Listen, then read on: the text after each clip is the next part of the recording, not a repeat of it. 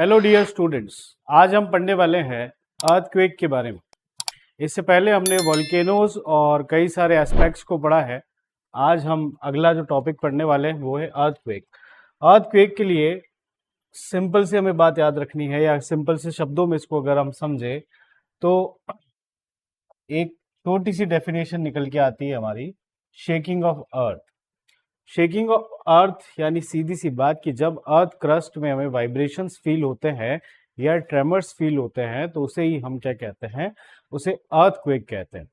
अब अर्थक्वेक एक natural event है, लेकिन इसके कई सारे अलग अलग कारण हो सकते हैं। ठीक है, अब मुद्दे की बात यह है कि यहाँ पे जो एनर्जी रिलीज होती है, यानी इस अर्थक्वेक के कारण एनर्जी का जो रिलीज होता है वो पूरी अर्थ में अलग अलग डायरेक्शंस में फ्लो करता है, यानी ये हर डायरेक्शन में क्या होता है, ट्रेवल करता है। और ये जहां पे हिट करेंगी, ये जो वेव्स जहां पे हिट करेंगी वहीं पे हमको क्या देखने को मिलेगा, अर्थक्वेक। अब अर्थक्वेक में जो वाइब्रेशंस होते हैं उन वाइब्रेशंस को हम कहते हैं सिस्मिक वेव्स। और ये सिस्मिक वेव्स जिस इंस्ट्रूमेंट से हम रिकॉर्ड करते हैं उसे हम कहते हैं सिस्मोग्राफ। ठीक है, तो यहां से हमको दो चीज याद रखनी। पहला, अर्थक्वेक की डेफिनेशन कि अर्थक्वेक क्या होता है। तो अर्थक्वेक मतलब शेकिंग ऑफ अर्थ या tremors on the earth crust caused by internal movements और एनी अदर एक्टिविटीज। फिर इसके अलावा ये जो एनर्जी रिलीज हुई या जो वाइब्रेशंस हुए, इन वाइब्रेशंस को हम यहाँ पे क्या कहते हैं, सिस्मिक वेव्स कहते हैं। और सिस्मिक वेव्स को रिकॉर्ड करने के लिए जो इंस्ट्रूमेंट यूज किया जाता है उसे हम कहते हैं सिस्मोग्राफ। अब आगे की कुछ और चीजें हम समझ लेते हैं कि सिस्मोग्राफ के बाद हमारा जो अर्थक्वेक है उसका ओरिजिन पॉइंट जो है वो क्या कहलाएगा, वो कहलाएगा फोकस। जहां पे ये वेव्स का फॉर्मेशन हो रहा है वो कहलाएगा फोकस। अब इस फोकस से अलग अलग डायरेक्शंस में ये क्या जा सकती है, सिस्मिक वेव्स जा सकती है। अब सबसे पहले जहां ये सिस्मिक वेव्स सरफेस पे टकराएंगी उस पॉइंट को हम कहते हैं एपिसेंटर। ठीक है, उसे हम क्या कहते हैं, एपिसेंटर। और फोकस के लिए भी एक और शब्द हम यूज करते हैं, हाइपोसेंटर। हाइपोसेंटर यूज किया जाता है। तो याद रखना कि फोकस के जस्ट वर्टिकली अपवर्ड डायरेक्शन में हमें कौन मिलता है, तो एपिसेंटर मिलता है। और एपिसेंटर वो पॉइंट है जहां पे सबसे पहले सिस्मिक वेव्स जाके टकराती है और यहाँ क्या क्रिएट करती है, यहाँ ट्रेमर्स क्रिएट करती है। अब कॉजेस की बात कर लेते हैं। तो अर्थक्वेक के कई सारे नेचुरल कॉजेस हैं, कई सारे मैन मेड कॉजेस हैं। नेचुरल कॉजेस में अगर हम समझें तो हमारे पास में क्या क्या चीजें मिल सकती है। पहला तो sudden tectonic movement. Tectonic plates में जब हलचल होती है तो उसके कारण हमें अर्थ क्रस्ट पे वाइब्रेशंस जो है वो महसूस होते हैं। अब हमने जब प्लेट्स के बारे में पढ़ा था तो उसमें प्लेट्स के मूवमेंट को समझा था। एक मूवमेंट ये वाला, दूसरा मूवमेंट ये वाला, और तीसरा मूवमेंट ये वाला। तीन अलग अलग मूवमेंट्स हमने पढ़े थे, जिसमें सबसे पहला हमें कौन सा मिलता है, कन्वर्जेंस, दूसरा डाइवर्जेंस और तीसरा जो है ट्रांसफॉर्म मूवमेंट देखने को मिलेगा। अब इन्हीं की वजह से हमें जनरली क्या देखने को मिलता है कि अलग अलग टाइप की जो ये मूवमेंट है ये कई बार क्या क्रिएट करते हैं, अर्थ पे ट्रेमर्स क्रिएट करते हैं। और उसी के कारण अलग अलग चीजों का फॉर्मेशन होता है, जिसकी वजह से हम ये देख पाते हैं कि अर्थ पे क्या होता है, अर्थक्वेक हमको देखने को मिलता है। इसके अलावा भी कई सारी और चीजें हो सकती हैं जो कि नेचुरल कॉजेस में आ सकती हैं, जैसे कि लैंडस्लाइड जो है वो एक एग्जाम्पल रहेगा, फॉल्ट का क्रिएशन, माउंटेन का क्रिएशन। ऐसे समय पे हमको क्या देखने को मिलता है, अर्थक्वेक देखने को मिलता है। मैन मेड कॉज की अगर बात करें तो मैन मेड कॉज में सबसे पहला कौन सा मिलता है हमको, माइनिंग। अब माइनिंग के कारण क्या होता है कि निचला इलाका जो है अर्थ के सरफेस का वो खोखला हो जाता है। उसके कारण धीरे धीरे ऊपर का जो परत है वो अपनी होल्ड जो है वो लूज करने लगेगा, जिसके कारण कई बार वो कोलैप्स हो जाता है। उस वजह से भी क्या क्रिएट होता है, अर्थक्वेक। अगला जो कारण होता है वो डैम्स। डैम्स जो जनरली क्या करते हैं ना कि हम एक जगह पे वाटर को इकट्ठा करते हैं, इसके कारण क्या होता है कि उस एरिया में आपको देखने को मिलेगा कि जो निचली चट्टानें हैं वो वाटर की वजह से अपनी होल्ड को लूज कर देती है। और उस वजह से कई बार उस इलाके में हमें क्या देखने को मिलता है, अर्थक्वेक देखने को मिलता है। इसके अलावा कई सारी ऐसी बड़ी बड़ी बिल्डिंग्स जो बनाई जाती है और जनरली वो ग्राउंड के अलग अलग एरियाज को चेंज करके, गड्ढे करके, कई सारी चीजों को क्रिएट करके होती है, तो उसके कारण भी हमें क्या देखने को मिलता है, अर्थक्वेक देखने को मिलता है।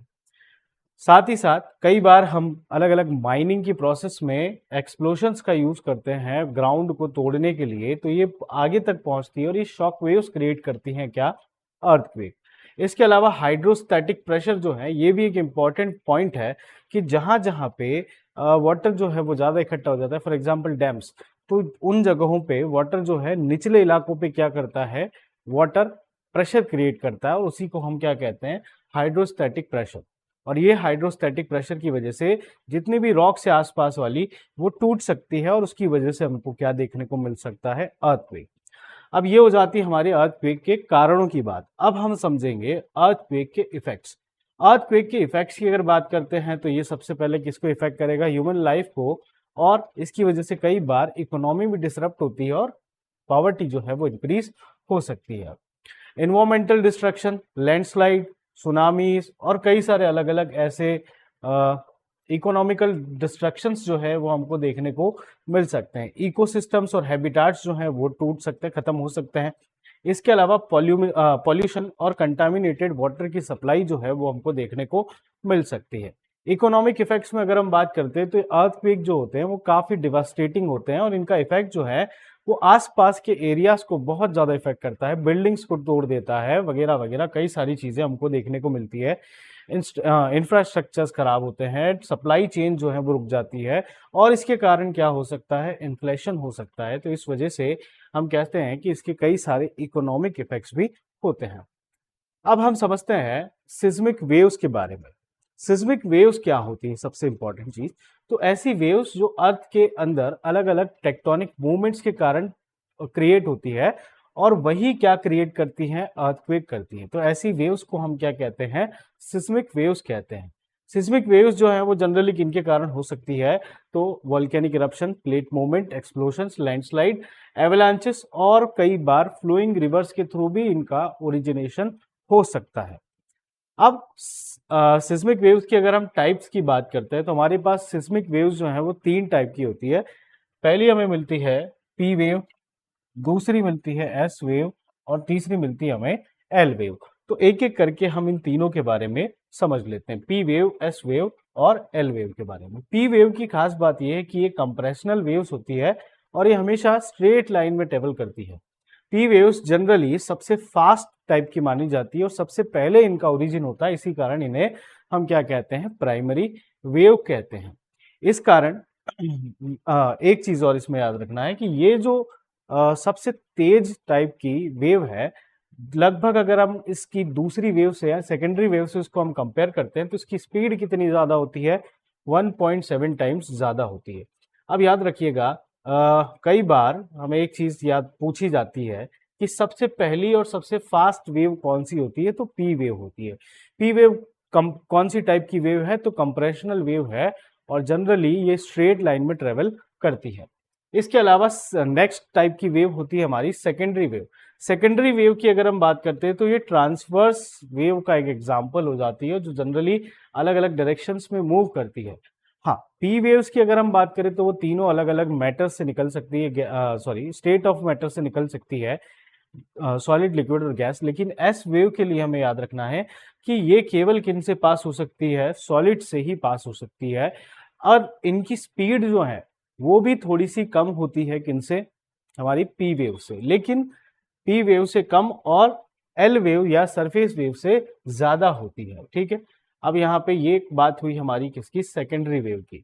सेकेंडरी वेव के बाद हम बात करेंगे सरफेस वेव या लॉन्गिट्यूडनल वेव की।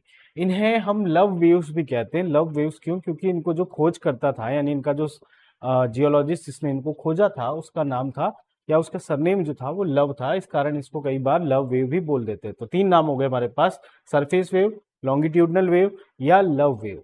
अब मुद्दे की बात यह है कि ये कैसी टाइप की वेव है, तो एक मैकेनिकल वेव है जो जनरली आप देखेंगे सॉलिड और लिक्विड दोनों से ही क्या हो सकती है, पास हो सकती है। और सबसे ज्यादा डिस्ट्रक्टिव वेव जो होती है वो लॉन्गिट्यूडनल वेव ही होती है। यानी हम कह सकते हैं कि हमारे अर्थ पे जो सबसे ज्यादा डिस्ट्रक्शन क्रिएट करती है अर्थक्वेक की वेव, वो कौन सी होती है? Longitudinal wave. और सबसे कम डिस्ट्रक्शन जो करती है वो होती है पी वेव्स या प्राइमरी वेव्स। अब आगे चल के हम समझते हैं कि अलग अलग डिवाइसेस और स्केल्स जो है वो यूज की जाती है अर्थक्वेक के मेजरमेंट में। पहली हमें मिलती है रिक्टर स्केल। रिक्टर स्केल की अगर हम बात करें तो यहाँ पे हमें इसकी इंटेंसिटी जो है वो नापने के लिए इसका हम यूज करते हैं, और लगभग इसमें हम देखते हैं कि 1 से लेकर 10 तक हमारे पास इसमें रेंज होती है। अब इसकी खास बात यह है कि इसमें हर एक यूनिट जो है वो पिछली से 10 गुना ज्यादा इंटेंसिटी शो करती है। तो रिक्टर स्केल हमें याद रखना है कि किस काम में आती है। ये मेजर करती है इंटेंसिटी और magnitude of earthquake. Mercalli scale, सबसे इंपॉर्टेंट चीज मर्केली स्केल की ये है कि ये ऑब्जर्व्ड इफेक्ट्स पे काम करती है। ये इंटेंसिटी के बजाय ये क्या नापने को क्या बताती है, सॉरी मैग्नीट्यूड के बजाय हमें क्या बताती है? इंटेंसिटी बताती है।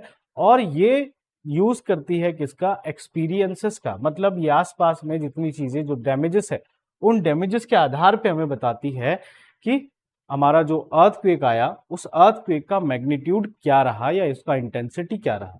तो ये बात हो जाती है हमारी अर्थक्वेक के बारे में। एक बार हम सिंपली उसको फिर से रिवाइज कर लेते हैं। अर्थक्वेक एक्चुअल में होता क्या है? तो ट्रेमर्स और वाइब्रेशंस जो होते हैं वो हमारे अर्थ के सरफेस पे हमको जब महसूस होते हैं, उसी हम क्या कहते हैं? अर्थक्वेक कहते हैं। इसके अलावा अर्थक्वेक के इफेक्ट्स में हमने देखे दो टाइप के इफेक्ट्स, सॉरी हमने कॉजेज देखे दो टाइप के। पहला हमें मिलता है हमारा नेचुरल कॉज और दूसरा मिलता है हमें आर्टिफिशियल या मैन मेड कॉज। नेचुरल में हमारे पास में कई सारे अलग अलग कॉजेस हो सकते हैं, जैसे कि प्लेट टेक्टोनिक्स का मूवमेंट, वोल्केनिक एक्टिविटी, और इसके अलावा लैंडस्लाइड वगैरह कई सारी चीजें। और मैन मेड में हमने देखा कि डैम्स, कंस्ट्रक्शन, बिल्डिंग्स वगैरह, ये सारे कुछ इसके कारण हो सकते हैं। अगर इफेक्ट्स की बात करें तो वही सारी चीजें जानलेवा होती है, जान माल की हानि होती है, इकोनॉमिक अलग हमारे पास में कई सारे इफेक्ट्स होते हैं। तो ऐसी चीजें हमें याद रखनी है। कई बार सिंपल से क्वेश्चन यहाँ से बन जाते हैं, लेकिन मेन चीज क्या आती है इसमें? सिस्मिक वेव्स के बारे में। अब सिस्मिक वेव्स के टाइप्स पूछते हैं, तो टाइप्स कितने होते हैं? 3, पी, एस और एल। सबसे तेज कौन चलती है इसमें से? P wave. सबसे स्लो कौन चलती है? S wave. लेकिन सबसे ज्यादा डिस्ट्रक्शन कौन करती है? S wave. और सबसे कम डिस्ट्रक्शन कौन करती है? P wave. ठीक है, तो ये कुछ चीजें हमें याद रखना है अर्थक्वेक के बारे में। आशा करता हूं कि आपको ये समझ में आया होगा। Thank you. जय हिंद।